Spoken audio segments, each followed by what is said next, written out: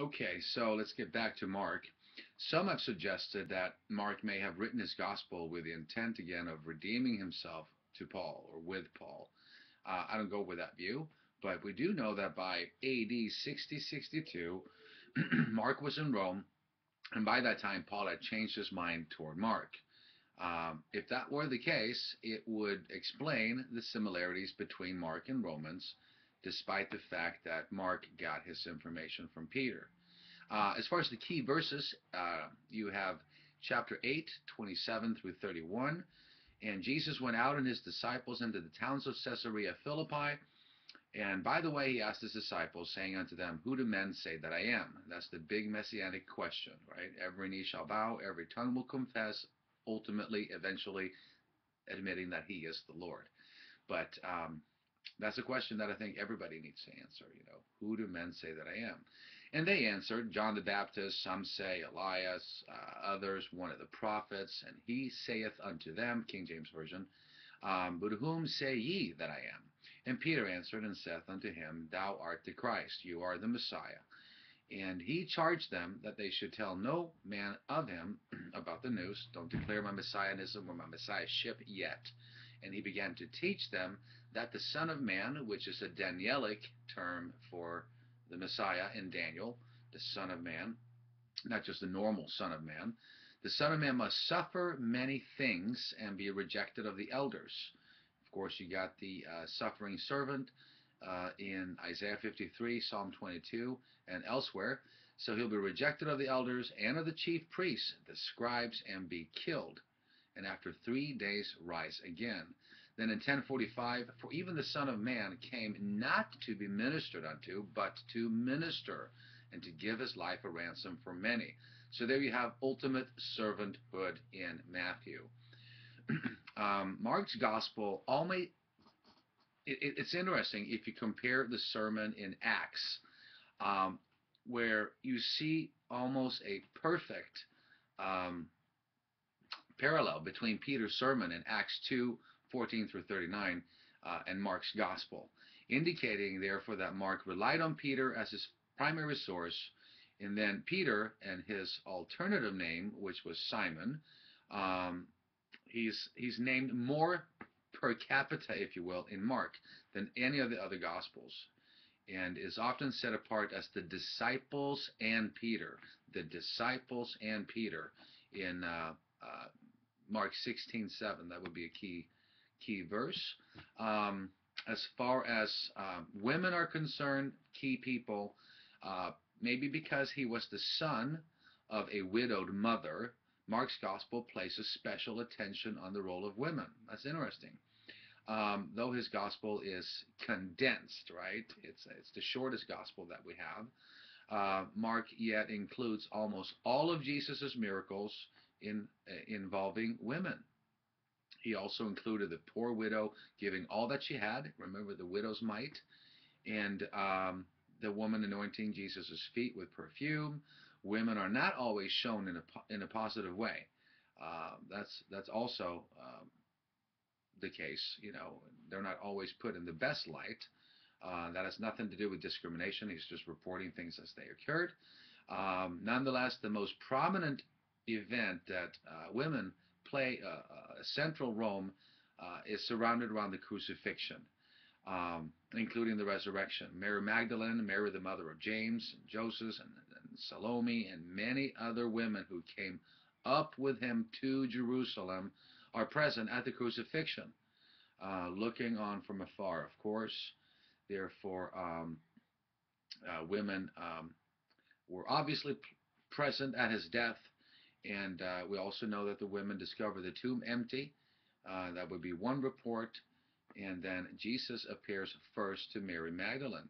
Interestingly, too, is the fact that Jesus revealed himself as Messiah to the woman in Samaria.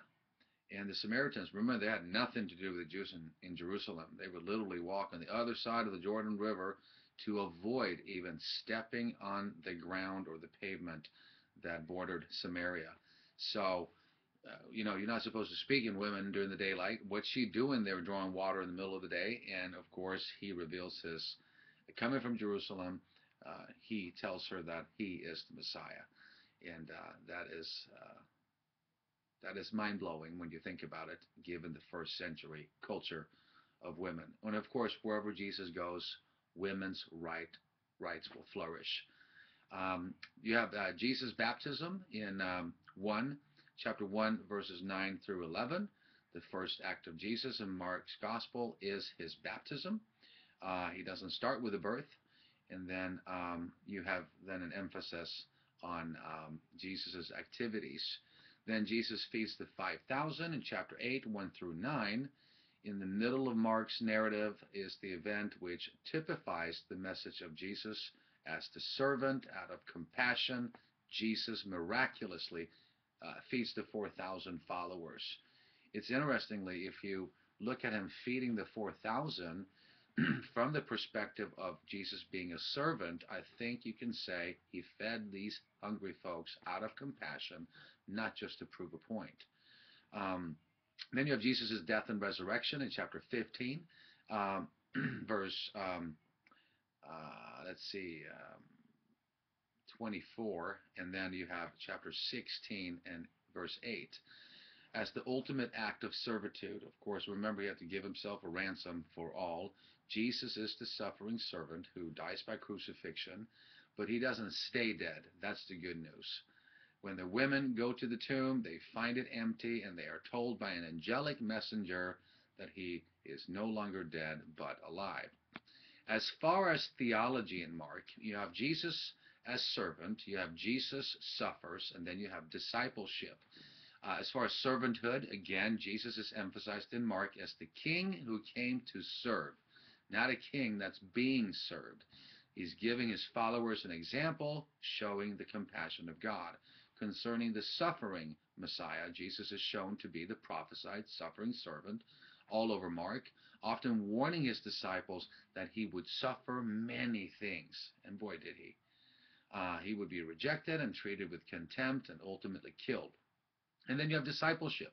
He spends a large portion of the narrative detailing Jesus' instructions, commissioning the disciples. Then you have the central part of Mark in chapter 6, verse 7, and chapter 8, verse 30, that centers in part around the disciples' failure to understand Jesus' message. You know, it's interesting that the disciples, just ordinary men, spent 3 years with Jesus, the ultimate seminary training you could ever get, right? They had selective hearing, you know. They were under the impression that the Messiah was going to overthrow the world system, and that would have been the Roman Empire of that day. And they were confused when he went to the cross. They were, of course, confused. We got a dead Messiah, or a dead person who claimed to be Messiah. Was he who would claim to be? Thomas is doubting, and it's not just Thomas. Everyone throws Thomas under the bus. I think they were all in doubt, as would you and I. So the good news is it didn't end there. We must ask ourselves, where did the resurrection proclamation come from if it didn't happen? It certainly birthed the church. The disciples, you know, they were cowards at the beginning, and then they came back with just an unheard of boldness, proclaiming Jesus alive from the dead, till their very deaths. I mean, they preached this message for decades, not just 2 weeks and then got killed.